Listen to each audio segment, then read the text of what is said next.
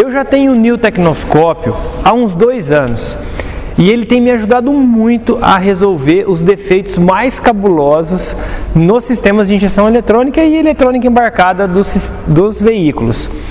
Só que eu ainda sofro quando eu estou com algum problema de alimentação em algum dos componentes, sensor, atuador, porque às vezes eu consigo enxergar um positivo, às vezes eu consigo enxergar 2 positivos. Quando eu desconecto do componente, aí que eu me perco todo mesmo. Então eu gostaria que alguém me ajudasse sobre essa situação.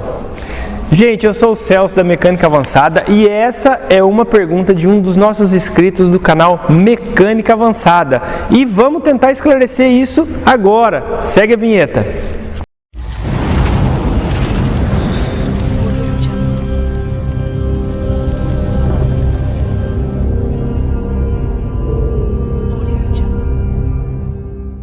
Realmente, quando nós vamos medir alguma alimentação de um componente, a gente fica meio perdido, claro, se você não tiver a base. Então, eu vou tentar explicar para você de uma forma rápida e fácil como que você vai conseguir enxergar essas alimentações de sensores e atuadores sem se perder. Na verdade é assim, às vezes o reparador pega a caneta de polaridade para testar um componente e normalmente esse componente tem que chegar a uma alimentação. Aí ele vai fazer o teste, aí ele enxerga 2 alimentações e isso ele fica meio perdido, né? Mas é comum, né, gente? A gente às vezes se perde mesmo. Eu entendo que o reparador que mexe com o carro inteiro, né, não só com injeção eletrônica, ele acaba utilizando mais o scanner, utilizando mais uma caneta de polaridade rapidamente, um manômetro, mas na hora do pepino, que ele vai precisar usar um multímetro ou a caneta de polaridade para realmente testar uma alimentação, já faz de repente 1-2 meses que ele não faz isso e ele acaba esquecendo como que é aquele princípio. Então, vamos lá. Bom, eu vou começar falando do bico injetor. Deixa eu fazer aqui a central. Ó, então aqui é a central. Aí aqui nós vamos ter o bico. Opa, deixa eu fazer aqui os fios do bico.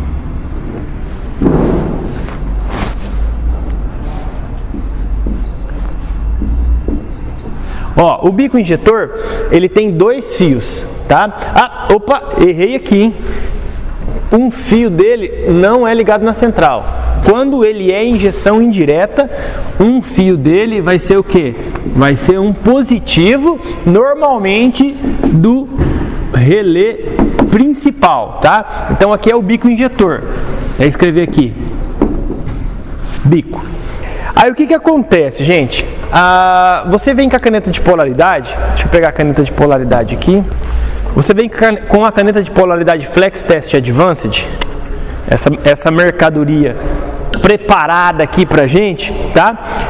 E você vai chegar aqui, ó, tá? Com a chave do carro ligada, você vai chegar aqui e você vai conseguir enxergar o quê? Positivo, vai acender o LED vermelho. A hora que você vier aqui, isso eu estou testando atrás do bico injetor, tá? A hora que você vier aqui, aqui também vai ter positivo. Então você vai achar positivo aqui e você vai achar positivo aqui. Aí o reparador pergunta, mas por que tem 2 positivos? Gente, é assim, ó. O bico injetor, ele tem uma resistência, né, normalmente ele tem uma resistência de 16 ohms.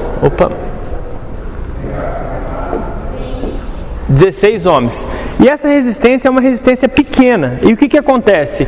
A energia entra aqui, passa pelo enrolamento da bobina do bico e volta para a central. Isso é até uma forma da central saber se o bico está presente e se a resistência dele está ok, né? Se a bobina interna do bico está boa. E aí, quando você dá a partida, tá? Que a central identificar que está chegando esse positivo, aí que ela vai mandar o quê? Aí ela vai mandar o pulso aqui, o pulso negativo. Então, quando chegar o pulso negativo aqui já tem positivo, o bico vai acionar. ok? E se caso o bico estiver queimado, não estiver dando essa resistência, em alguns casos, principalmente nos carros mais novos, você não vai, a central ela não vai liberar o pulso para o bico se o bico estiver queimado. Aí tem aquele reparador que ele vem aqui no bico e ele desconecta o conector para fazer o teste. Se você desconectar o conector do bico injetor, aí você vai achar o quê? Você vai achar somente o positivo do relé principal. Aí aqui nesse aqui, ele pode até dar alguma tensão de referência, mas uma tensão bem baixa, na casa aí de 1, 2 volts, tá? Então é uma tensão bem baixinha que você vai encontrar aqui com ele desconectado. Mas o certo é sempre você testar testar essas alimentações com ele conectado. Aí você vem atrás, aqui, né, atrás do fiozinho ali, e coloca a agulha e faz esse teste que eu acabei de falar para você. E a dúvida desse nosso inscrito é assim, ele disse assim, ele falou: Celso, eu vou testar uma bobina ou um bico e eu ligo a chave e tem positivo nos dois, não tem que ter negativo? Né? Entenderam? Então entenda isso. Esse positivo ele passa para cá por causa do enrolamento do bico, que a resistência dele é pequena, passou aqui e aí você vai encontrar positivo onde? Nos dois. Então é normal. Isso também é para bobina de ignição. A bobina também tem esse mesmo princípio. Entra o positivo e vai parar lá na central. Se faltar o positivo, a central também não vai querer mandar o pulso, né? Porque ela fala: para que eu vou mandar pulso se a bobina não está lá, ok? E às vezes as pessoas se perdem porque se o bico ou a bobina estiver queimado, se ele estiver queimado, a central não vai mandar pulso. Então de repente você está lá com um carro que está falhando um cilindro, você vem aqui que a caneta de polaridade tem positivo, tá? E você vem aqui no outro e tem outro positivo, não está acontecendo nada. Por quê? Porque a central não está mandando pulso para cá, tá? Desculpa, gente, se o bico estiver queimado, dependendo do jeito que ele estiver queimado, ele não vai nem passar o positivo para cá, né? Então aí você vai colocar a caneta de polaridade aqui e não vai piscar, não vai pulsar o negativo. Aí você pode fazer um diagnóstico achando que o defeito está na central. Então, antes de você condenar a central, analisa se o bico tem resistência, tira o bico, coloca na tua máquina, né, e faça o teste direitinho. Mesma coisa para a bobina de ignição, tá? Agora, quando é sensor, principalmente o sensor de rotação indutivo e o Hall, que é onde o pessoal se perde, aí o que você tem que analisar? Vamos lá. Vamos pegar o sensor de rotação. Então o sensor de rotação normalmente ele tem 3 fios.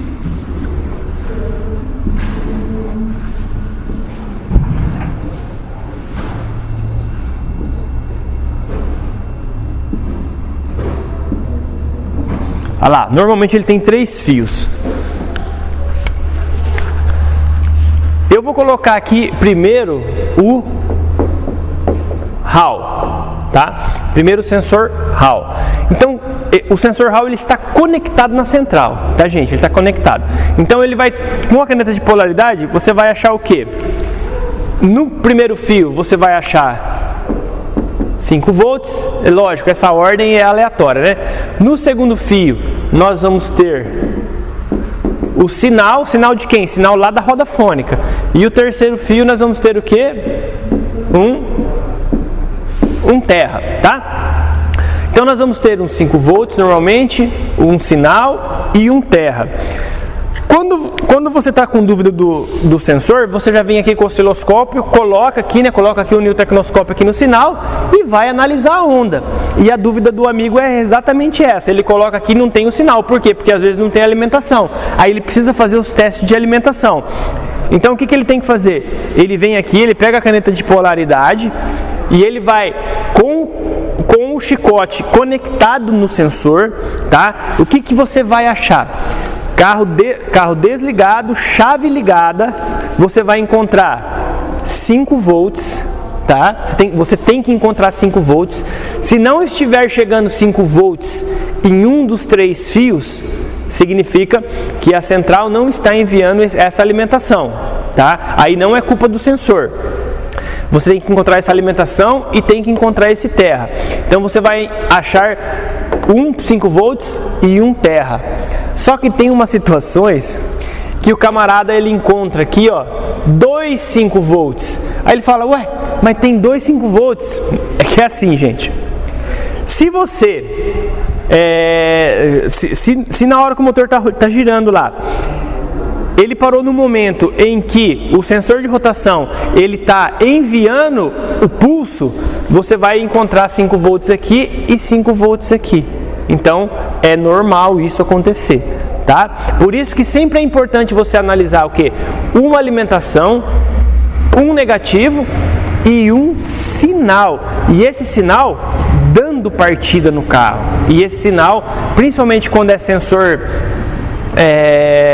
quando é sensor de rotação, é melhor você ver com o osciloscópio, porque quando você dá partida, o motor de partida ele vai girar o motor de partida vai girar o motor numa rotação de mais ou menos 200 RPM, né? 200 vezes por segundo. Mais ou menos 200 RPM. E é muito rápido, 200 piscadas por segundo. A gente não vai conseguir enxergar. Você só vai conseguir enxergar aqui na caneta de polaridade que vai ficar aceso a lâmpada, que a lâmpada vai ficar acesa. Aí é legal você colocar o osciloscópio. Sendo que a caneta Flex Test Advanced, se você apertar aqui o botãozinho da seleção, ele vai começar a ler frequência. Então você vai colocar aqui no meio e vai dar partida. Então ele vai te dar aqui mais ou menos de 150 a 300 Hz, dependendo do motor. Se der essa frequência, você consegue enxergar que o sensor de rotação está enviando sinal para a central. Então qual é a forma certa de testar, Celso? Carro desligado, 5 volts, terra, aperta o botãozinho, 5 volts, terra, beleza. Aí vai lá, aperta o botãozinho da caneta e dá partida no motor. Deu partida, tem que dar a frequência aqui. Que frequência é essa, Celso? De 150 a 300 Hz, mais ou menos, dependendo do motor. Então aí se tornou fácil. Agora tem um outro problema. Quando você desconecta esse conector aqui do sensor de rotação, RAW, do tipo RAW, tá, gente? Quando você desconecta ele do sensor, o que vai acontecer? Você vai achar um 5 volts de alimentação, um negativo, que é o negativo normal, e aí nesse fio do meio aqui, ó, na maioria dos carros, não é todos, os mais novos principalmente, ele vai me dar também aqui um 5 volts de referência, tá? Para saber se o sensor está aqui. E você vai achar um 5 volts aqui, que é a alimentação correta, você vai achar o terra, e aqui ele vai me dar um outro 5 volts com ele desconectado, tá? Isso é até legal quando você faz esse teste, que daí você consegue, você de repente está desconfiado que o fio está quebrado, aí você vai achar aqui 5 volts e um negativo. Você consegue fazer um teste bem bacana. Tá? Então só para vocês saberem que com ele desconectado, a central envia um 5 volts também. Nos carros mais novos, não é em todos os sistemas, tá? Mas muitos fazem isso. Agora, quando é o sensor indutivo, aí a coisa muda de figura. Indutivo.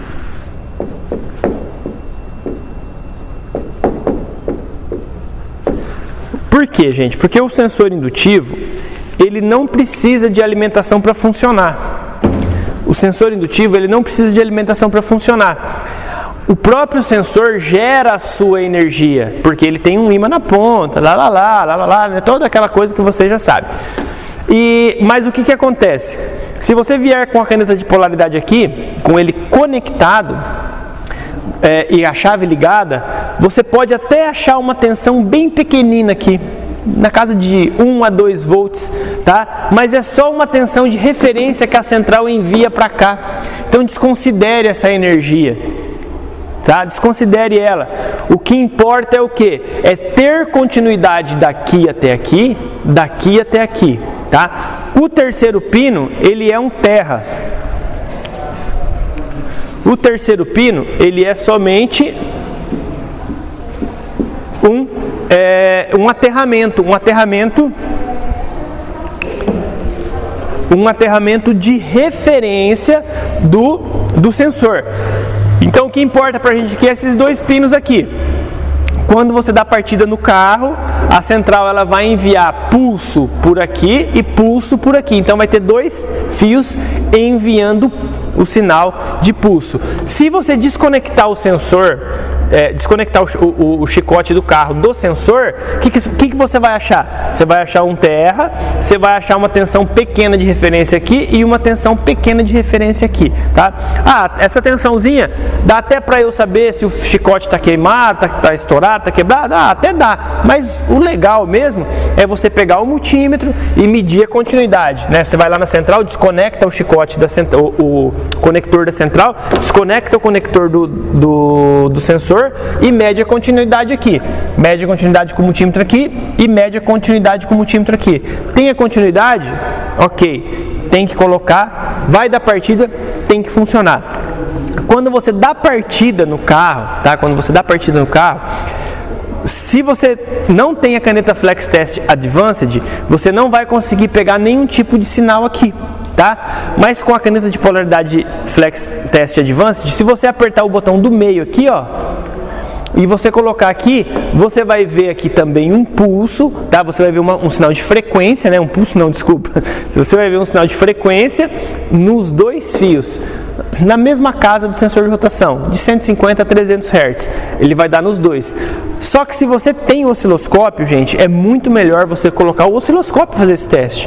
Porque com o osciloscópio você consegue ver a forma de onda direitinho, né? E lá no osciloscópio, dependendo do tamanho da onda, né, você consegue saber se o carro vai entrar ou não vai entrar em funcionamento. Bom, gente, no nosso canal aqui do YouTube, canal Mecânica Avançada, nós temos videoaulas ensinando em detalhes testar o sensor indutivo, o sensor de rotação do tipo Hall, o bico e a bobina. Então, se ficou dúvida nesses testes que eu acabei de falar, procura aqui na nossa lista de vídeos e assista o que você ficou com mais dúvida, beleza? Se você gostou dessa minha aula rápida, deixa seu like. Se ficou alguma dúvida, deixa aqui nos comentários que eu tento ajudar vocês, tá? E não esqueça de se inscrever no canal e compartilhe esse vídeo com os amigos, beleza, gente? Então, até a próxima!